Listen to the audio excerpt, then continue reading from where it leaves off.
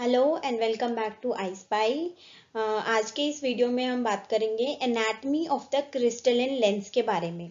हम पूरे through out the video हम क्या क्या देखेंगे। फर्स्ट ऑफ ऑल हम सबसे पहले देखेंगे कि व्हाट इज लेंस, कि ये लेंस होता क्या है, इसके डेफिनेशन। उसके बाद शेप ऑफ लेंस, की लेंस का शेप क्या होता है, एंड देन लेंस के डायमेंशंस और उससे रिलेटेड जो भी टर्म्स होते हैं, टर्मिनोलॉजी।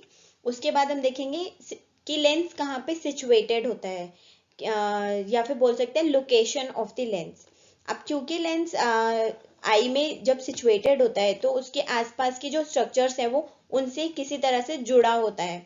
तो फिर हम देखेंगे लेंस के अटैचमेंट्स, उसके बाद हम देखेंगे लेंस के पार्ट्स क्या है, और लास्ट में लेंस का स्ट्रक्चर। सो स्टार्ट करते हैं व्हाट इज लेंस के साथ, कि लेंस क्या होता है।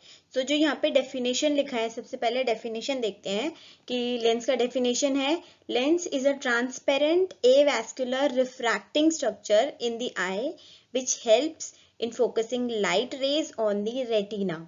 सो फर्स्ट इसमें 3 पॉइंट्स आपको याद रखना है। फर्स्ट पॉइंट कि लेंस ट्रांसपेरेंट है, जैसे यहाँ पे ऐसे करके लेंस होता है सिचुएटेड, तो लेंस क्या है, ट्रांसपेरेंट स्ट्रक्चर है। सेकेंड, वो एवैस्कुलर है, उसमें कोई ब्लड वेसल्स नहीं होते, ये एक रीजन है कि वो लेंस ट्रांसपेरेंट है। ठीक है। फिर थर्ड की लेंस है एक रिफ्रैक्टिंग स्ट्रक्चर है, कि लेंस जो है वो रिफ्रैक्शन का रोल प्ले कर रहा है आई के अंदर, कि वो लाइट रेज को हेल्प करता है रेटिना पर फोकस करने में। क्योंकि अब जो लेंस है वो रिफ्रैक्शन कर रहा है, रिफ्रैक्टिव रोल प्ले कर रहा है आई के अंदर, तो उसका अपना कुछ पावर होता है। हम जैसे सबसे पहले आई के अंदर क्या पढ़ते हैं, total power of eye. Total power of eye कितनी होती है हमारी, अबाउट 60 डायोप्टर, जिसमें से 15 to 17 डायोप्टर लेंस कंट्रीब्यूट करता है। ठीक है। तो हमने सबसे पहले देखा कि लेंस क्या होता है, उसका डेफिनेशन और पावर ऑफ लेंस। अभी नेक्स्ट है डेफिनेशन और पावर ऑफ लेंस के बाद शेप ऑफ लेंस, की लेंस का शेप कैसा होता है। जब हम पैदा होते हैं तब हमारा जो लेंस होता है वो स्फेरिकल शेप का होता है, बट जैसे जैसे हम बड़े होते हैं तो अडल्ट एज में आके जो लेंस की शेप हो जाती है वो होती है बाइकॉन्वेक्स। ठीक है। जैसे इस पिक्चर में भी आप देख सकते हो बाइकॉन्वेक्स स्ट्रक्चर लेंस का, जिसमें से जो हमारा पोस्टीरियर सरफेस होता है ना, पोस्टीरियर सरफेस कौन सा, पोस्टीरियर सरफेस जो विट्रस की तरफ या फिर रेटिना की तरफ जिसका फेस होता है, वो सरफेस हमारा ज्यादा कर्व होता है एंटीरियर सरफेस के कंपैरिजन में। अब अगर मैं इन दोनों सरफेस के रेडियस ऑफ कर्वेचर की बात करूं, तो रेडियस ऑफ कर्वेचर हमेशा खुद कर्वेचर से इनवर्सली प्रोपोर्शनल होता है। अगर एंटीरियर सरफेस की बात करें तो वो पोस्टीरियर सरफेस के कंपैरिजन में क्या है, फ्लैट है और लेस कर्व्ड है। तो मैं अगर इसका पूरा एक सर्कल ड्रॉ करूं, रेडियस ऑफ कर्वेचर हम कैसे निकालते हैं, पूरा सर्कल से। तो रेडियस क्या होती है, किसी भी सर्कल के सेंटर पॉइंट से लेके पेरीफेरी पॉइंट तक। इस एंटीरियर सरफेस के लिए जो हमारा रेडियस ऑफ कर्वेचर रहेगा वो सेंटर पॉइंट से लेके इस एंटीरियर सरफेस के पॉइंट तक जो होता है about 10 millimetre. Radius of curvature क्या है इंटीरियर सरफेस के लिए, अबाउट 10 मिलीमीटर। उसके बाद पोस्टीरियर सरफेस के लिए अगर हम वही करें कि पूरा सर्कल हमने सरफेस को लेके ड्रॉ किया है, तो इसकी रेडियस ऑफ कर्वेचर भी सेम रहेगी, वही सेंटर पॉइंट से लेके सरफेस तक, जो होती है अबाउट 6 मिलीमीटर। हमने सबसे पहले यही बोला कि जो रेडियस ऑफ कर्वेचर होती है वो खुद सरफेस के, जो कर्व्ड सरफेस है उसके इनवर्सली प्रोपोर्शनल होती है। अगर सरफेस ज्यादा कर्व्ड है, ज्यादा, तो उसका रेडियस ऑफ कर्वेचर कम होगा। अगर सरफेस कम कर्व्ड है, लेस कर्व्ड है, तो उसका रेडियस ऑफ कर्वेचर ज्यादा होगा। अभी 2 more points, 2 और पॉइंट्स हैं जो हमें शेप ऑफ लेंस में पता होने चाहिए, वो है एंटीरियर पोल और पोस्टीरियर पोल। अभी एंटीरियर पोल क्या होता है, एंटीरियर पोल है हमारे एंटीरियर सरफेस का सेंटर पॉइंट, यानी कि पूरे जो एंटीरियर सरफेस है उसका जो सेंटर है उसको हम बोलते हैं एंटीरियर पोल। और सेम पोस्टीरियर पोल, कि पोस्टीरियर सरफेस का जो सेंटर पॉइंट है वो हमारा होगा पोस्टीरियर पोल। अब इन दोनों पॉइंट को अगर हम ज्वाइन करें तो वो हमारी होती है थिकनेस ऑफ लेंस, कि लेंस हमारा कितना मोटा है वो हमें एंटीरियर सरफेस और पोस्टीरियर सरफेस से ही पता चलेगा, उसके बीच का जो गैप होगा। उसके बाद हम इसको एंटेरो पोस्टीरियर डायामीटर भी बोलते हैं। एंटेरो मतलब एंटीरियर, पोस्टीरियर मतलब पोस्टीरियर। सो एंटीरियर सरफेस से लेके पोस्टीरियर सरफेस तक लेंस का डायामीटर। अब इसकी कुछ वैल्यू होती है, वो कितनी होती है?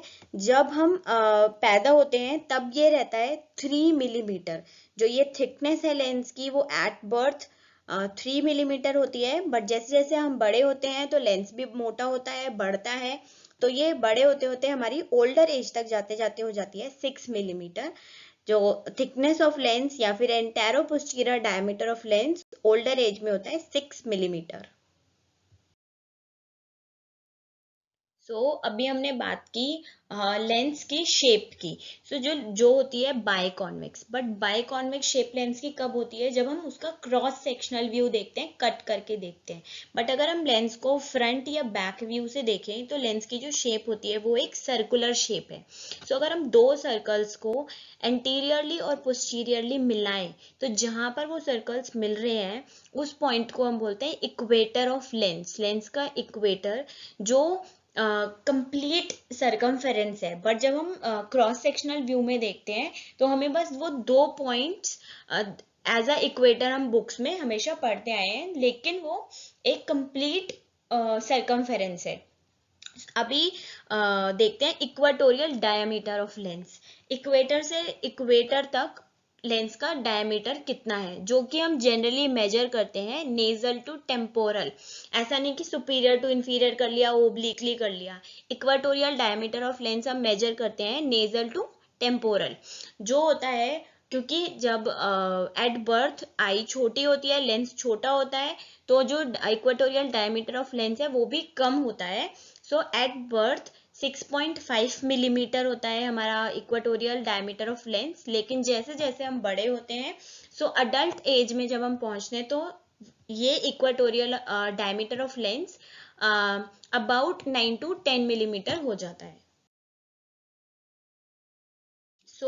अब देखते हैं कि जो लेंस है वो अपनी पोजीशन पे कैसे बैठा हुआ है या फिर रुका हुआ है।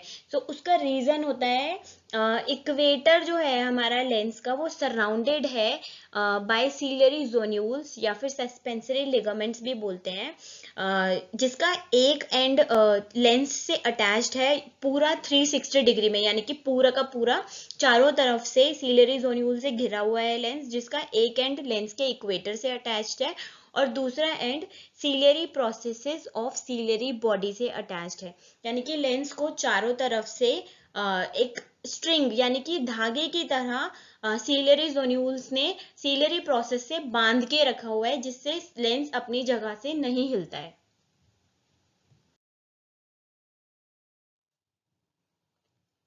अभी देखेंगे लोकेशन ऑफ लेंस, कि लेंस आई के अंदर कहाँ पे लोकेटेड होता है, सिचुएटेड होता है। अगर बेसिक लोकेशन की बात करें लेंस की तो वो होता है आइरिस के पीछे। अगर हम इंटीरियरली आई के अंदर घुसे तो सबसे पहले हमारा आइरिस आता है, मतलब सबसे पहले तो कॉर्निया आता है, बट अभी हम आइरिस और लेंस की बात कर रहे हैं तो उसमें पहले हमारा आइरिस आता है, उसके बाद लेंस आता है। तो बेसिक लोकेशन क्या हुई लेंस की? आइरिस के पीछे और विट्रस के आगे। तो लेंस क्या है? आइरिस और विट्रस बॉडी के बीच में है। या फिर हम ये भी बोल सकते हैं कि एंटीरियरली जो लेंस है वो एक्वस ह्यूमर के कांटेक्ट में होता है और पोस्टीरियरली विट्रस ह्यूमर के कांटेक्ट में। अभी विट्रस ह्यूमर क्या होता है? विट्रस ह्यूमर क्या है? एक ट्रांसपेरेंट जेल है। उस ट्रांसपेरेंट जेल में एंटीरियर साइड पे विट्रस बॉडी के एंटीरियर सरफेस पे एक शैलो डिप्रेशन रहता है, जैसे यहाँ पे दिखाई भी दे रहा है कि डिप्रेशन। तो उस डिप्रेशन को हम क्या बोलते हैं? उस डिप्रेशन में ही हमारा लेंस प्लेस्ड होता है, सिचुएटेड होता है। ठीक है, तो उस डिप्रेशन को हम क्या बोलते हैं? पैटिलर फोसा। अब ये जो पैटिलर फोसा है, जो डिप्रेशन है और हमारा पोस्टीरियर सरफेस ऑफ लेंस है, इसके बीच में थोड़ा सा गैप है या फिर लिटिल स्पेस। ठीक है, उस स्पेस को हम क्या बोलते हैं? बर्जर्स स्पेस या फिर retro lentil space. Retro means behind, lentil is use for Lenz. तो लेंस के पीछे जो स्पेस है या फिर उसको एक पर्टिकुलर नाम दिया हुआ है बर्जर्स स्पेस। अब जो लेंस है वो विट्रस के साथ अटैच्ड कैसे है, यहाँ पे लोकेटेड तो है बट वो विट्रस के साथ कैसे अटैच्ड है। लेंस जो है वो विट्रस के साथ अटैच्ड होता है सर्कुलर फैशन में, एक लिगामेंट के थ्रू। लिगामेंट होता है, उस लिगामेंट का नाम है वीगर्स लिगामेंट। जो लेंस है हमारा वो विट्रस बॉडी के साथ सर्कुलर फैशन में अटैच्ड है विद द हेल्प ऑफ इस लिगामेंट के हेल्प से, जिसका नाम है वीगर्स ligament.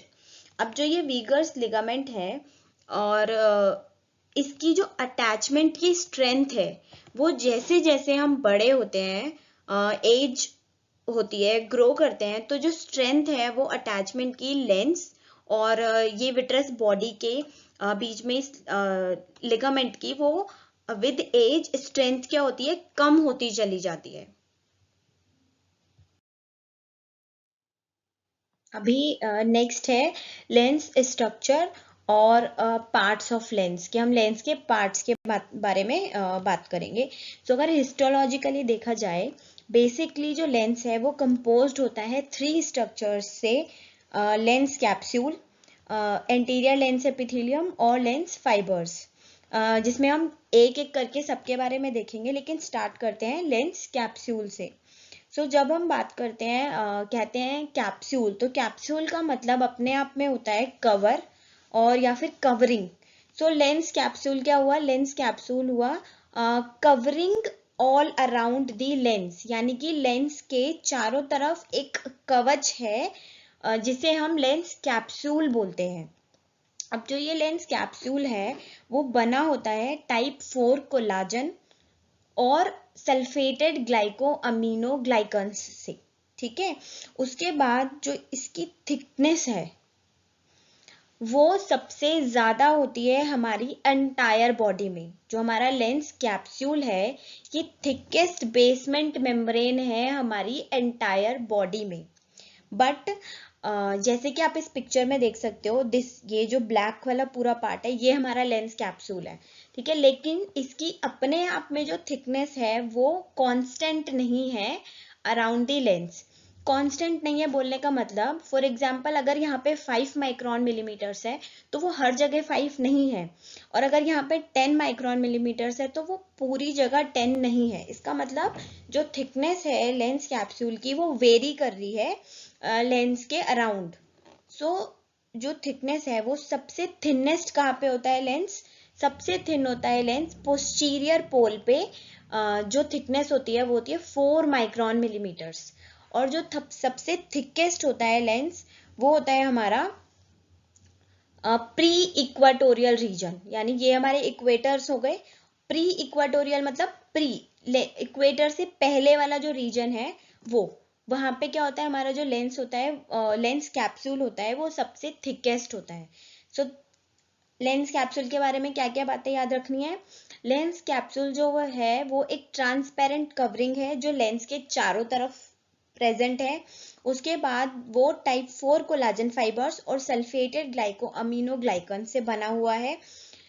Lens capsule thickest basement membrane है पूरे एंटायर बॉडी में, लेकिन लेंस कैप्सूल की थिकनेस अराउंड लेंस कांस्टेंट नहीं है। सबसे थिनेस्ट है वो पोस्टीरियर पोल पे जहाँ पे थिकनेस है 4 माइक्रोन मीटर्स, और सबसे थिकेस्ट है पोस्टीरियर प्री इक्वाटोरियल रीजन में जहाँ पे उसकी थिकनेस है 23 माइक्रोन मीटर्स। अभी नेक्स्ट है anterior epithelium of lens. Lens structure का सेकेंड पार्ट लेंस कैप्सूल हम देख चुके हैं, सेकेंड है anterior epithelium of lens. Anterior epithelium of lens है सिंगल रो ऑफ सेल्स, यानी कि जो सेल्स हैं उसकी एक सिंगल रो है जिसे हम बोलते हैं एंटीरियर एपिथेलियम ऑफ सेल्स। जो सेल्स हैं वो सेंटर रीजन में क्यूबॉइडल होते हैं, और जैसे जैसे इक्वेटर की तरफ जाते हैं तो उन सेल्स का जो शेप है वो कॉलमनर होता जाता है। अब lens anterior epithelium of lens की लोकेशन वो प्रेजेंट होते हैं just beneath the anterior lens capsule, बिल्कुल एंटीरियर लेंस कैप्सूल के पीछे। उसके बाद अगर हम बार बार बोल रहे हैं anterior lens epithelium, anterior lens epithelium, so यहाँ पे एक थॉट आएगा पोस्टीरियर लेंस एपिथेलियम का, बट लेंस में कोई भी पोस्टीरियर एपिथेलियम नहीं होती आफ्टर बर्थ। आफ्टर बर्थ क्यों नहीं होती, पहले होती है, बट वो पोस्टीरियर एपिथेलियम यूज हो जाती है लेंस की सेंट्रल कैविटी को फिल करने में।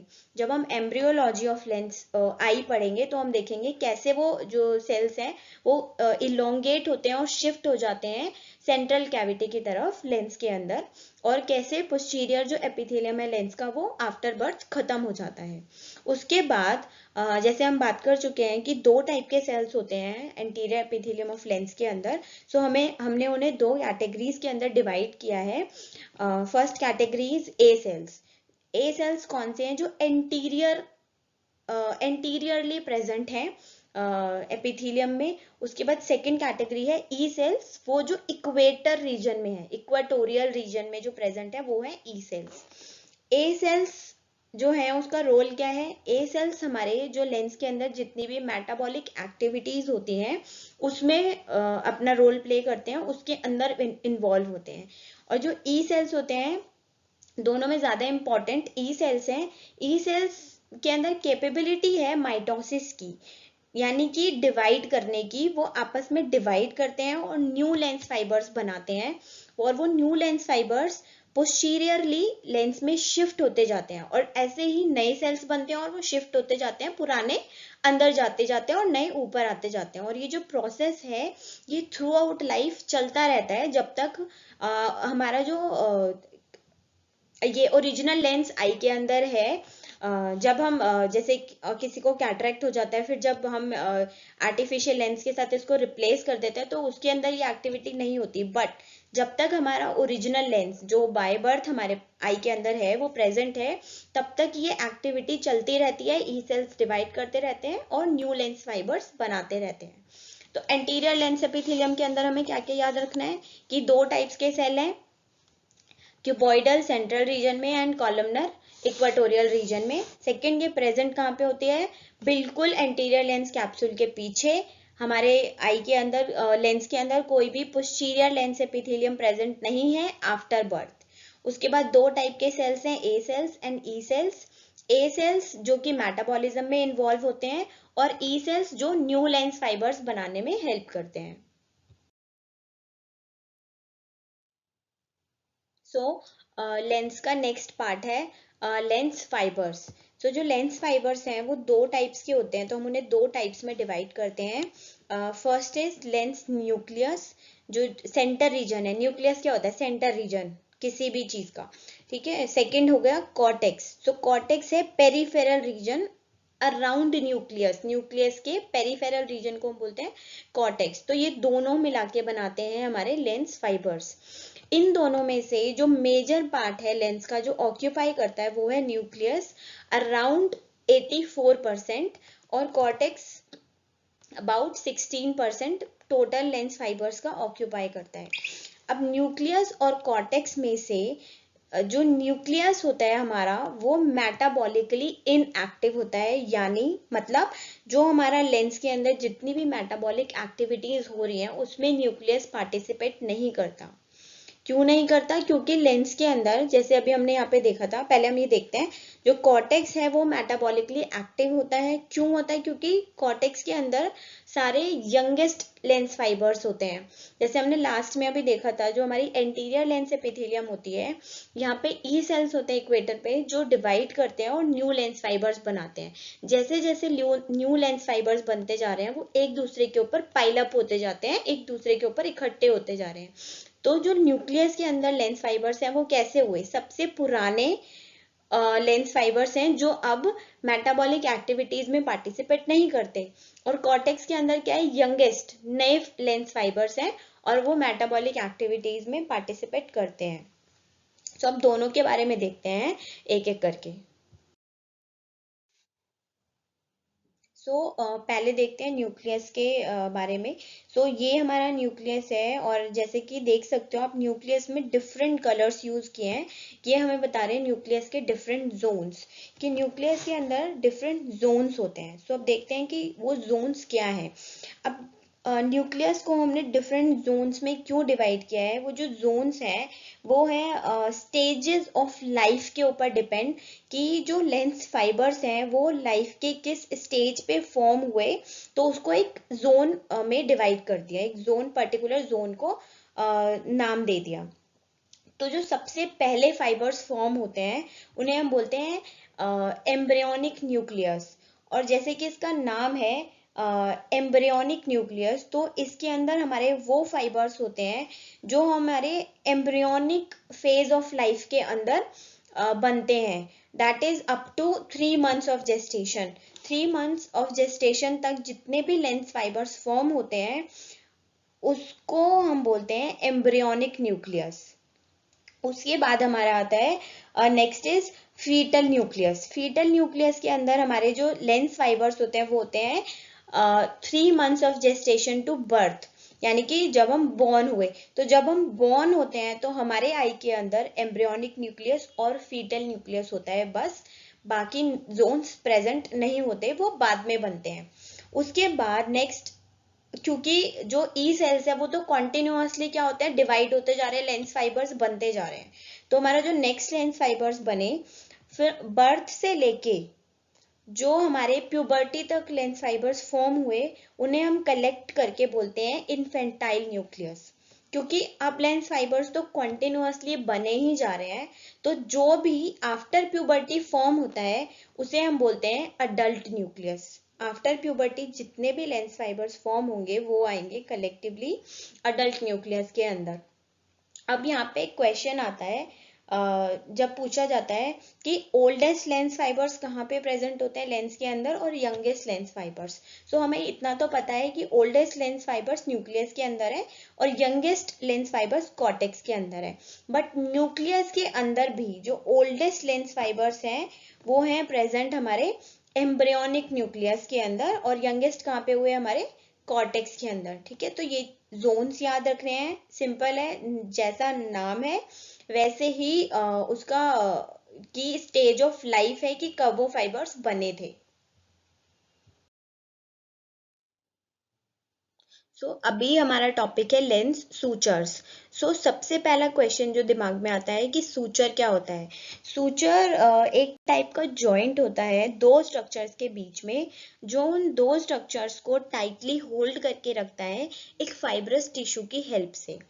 लेंस के अंदर सूचर कहाँ होता है, जहाँ पे एक लेंस फाइबर दूसरे लेंस फाइबर से ज्वाइन करता है, मिलता है, तो उस जॉइंट को हम बोलते हैं सूचर, और बिकॉज वो लेंस में है तो लेंस सूचर।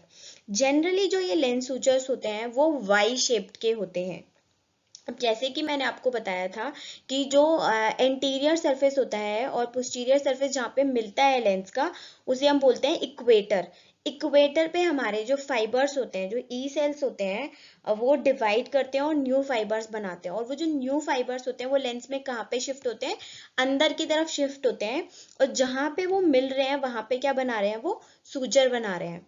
तो जो सूजर आगे की तरफ यानी कि एंटीरियर सरफेस की तरफ बन रहा है वो एंटीरियर सूचर, और जो पीछे की तरफ बन रहा है पोस्टीरियर सरफेस पे बन रहा है वो पोस्टीरियर सूचर। अब जो एंटीरियर सूचर है वो इरेक्ट या अपराइट वाई की शेप में होता है, और जो पोस्टीरियर सूचर होता है वो होता है इन्वर्टेड वाई, यानी कि उल्टे वाई की शेप में। हमने देखा shape of suture is generally Y shaped, जिसमें से एंटीरियर सूचर होता है हमारा इरेक्ट या फिर अपराइट सीधा वाई, और पोस्टीरियर सूचर होता है इन्वर्टेड वाई या फिर उल्टा वाई सूचर। यहाँ पे एक वन मोर इम्पॉर्टेंट और वेरी इंपॉर्टेंट पॉइंट, क्योंकि हमने देखा कि जो लेंस फाइबर्स हैं वो कॉन्टिन्यूअसली बनते हैं और वो लेयर वाइज इकट्ठे हो रहे हैं, पाइलअप हो रहे हैं लेयर वाइज, जैसे अनियन की पील्स होते हैं वैसे ही लेंस फाइबर्स होते हैं, एक के ऊपर एक लेयर। हर लेयर में हमारे पास सूचर प्रेजेंट होता है except embryonic nucleus. Embryonic nucleus में सूचर प्रेजेंट नहीं होता। अब वो क्यों नहीं होता, वो भी उसका रीजन भी हम तब देखेंगे जब हम एम्ब्रियोलॉजी ऑफ आई पढ़ेंगे कि एम्ब्रियोनिक न्यूक्लियस जो जोन है न्यूक्लियस का उसमें सूचर प्रेजेंट क्यों नहीं होता। अभी के लिए सिर्फ ये पॉइंट याद रखना है, ये इंपॉर्टेंट पॉइंट है कि एम्ब्रियोनिक न्यूक्लियस में सूचर प्रेजेंट नहीं होता, बाकी लेंस की जितने भी लेयर्स हैं उन सब लेयर्स में सूचर प्रेजेंट होता है। तो अभी जब हमें लेंस के सारे पार्ट्स के बारे में पता है तो बात करते हैं रिफ्रैक्टिव इंडेक्स ऑफ लेंस के बारे में। सो जो रिफ्रैक्टिव इंडेक्स होता है लेंस का, वो थ्रू आउट लेंस, पूरे लेंस में यूनिफॉर्म नहीं होता, यानी हर जगह एक जैसा नहीं होता। वो डिपेंड करता है लेंस फाइबर्स के ऊपर। और जैसे कि हमने देखा है कि लेंस फाइबर्स जो होते हैं वो दो टाइप के होते हैं। न्यूक्लियस, जिसमें जो लेंस फाइबर्स होते हैं वो डेंस होते हैं, यानी कि ज़्यादा क्लोज होते हैं एक दूसरे की तरफ, एक दूसरे के साथ, तो उसका जो रिफ्रैक्टिव इंडेक्स होता है वो ज़्यादा होता है। और दूसरे टाइप का जो लेंस फाइबर्स है हमारे पास, वो है कॉर्टेक्स, जो लेस डेंस होते हैं, यानी कि वो जो फाइबर्स होते हैं वो एक दूसरे से इतना भी नहीं चिपके होते, तो उनका जो रिफ्रैक्टिव इंडेक्स होता है वो कम होता है। और लेंस फाइबर्स का जो अमाउंट है वो भी कम होता है कॉर्टेक्स में कंपैरिजन टू न्यूक्लियस। तो इसीलिए न्यूक्लियस का रिफ्रैक्टिव इंडेक्स ज़्यादा होता है और कॉर्टेक्स का कम होता है। सो अगर हम बात करें तो हम ऐसे भी कह सकते हैं कि जो लेंस का रिफ्रैक्टिव इंडेक्स है वो पेरीफेरी से 1.392, सेंटर की तरफ 1.42 हो जाता है। ये पूरा हमारा कॉर्टिकल रीजन है जहाँ पे हमारा जो रिफ्रैक्टिव इंडेक्स है वो 1.39, और ये सेंटर रीजन जहाँ पे हमारा रिफ्रैक्टिव इंडेक्स 1.42, ये न्यूक्लियर रीजन है और दिस इज कॉर्टिकल रीजन।